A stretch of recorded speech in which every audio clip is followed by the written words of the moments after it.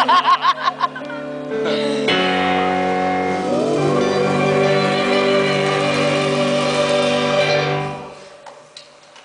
aqui falando diretamente da praia de Sela Mar, em Salvador, Bahia, para cobrir a quinta etapa do circuito Vatapá Pro Surf, onde aconteceu um fato curioso.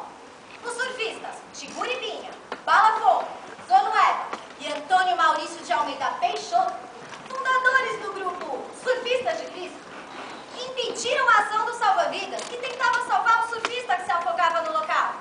É isso aí, aos gritos de "Só Jesus salva". Eles impediram a ação do salva-vidas. O surfista se afogou ali mesmo no local do campeonato. É isso aí. Estamos aqui com dois líderes do grupo Surfistas de Cristo.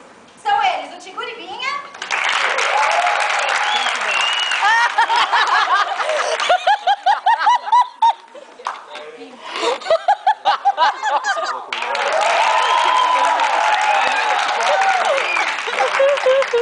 Luê, a paz de Cristo esteja com você! É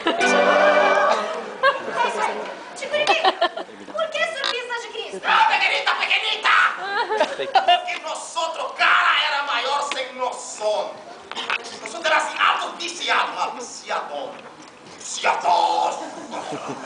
Que tipo de vício? Bala Tchuquinha. Olha o Danilo, velho. Eu não podia ver uma bala Tchuquinha na minha frente, que já ficava doido, cara. Pegava a grana da minha mãe, ia direto pra padaria. Chegando lá, comprava logo assim umas 50 gramas de bala Tchuquinha. Sabe o que eu fazia depois? Carreirinha, botava na balinha do lado da outra, do lado da outra, me preparava pra detonava, cara.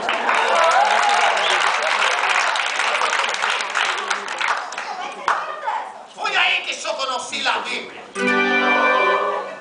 A Bíblia me mostrou qual é o verdadeiro caminho das ondas. Ô, Tiguribinha, qual que é o verdadeiro papel da Bíblia no dia a dia de um surfista? Total.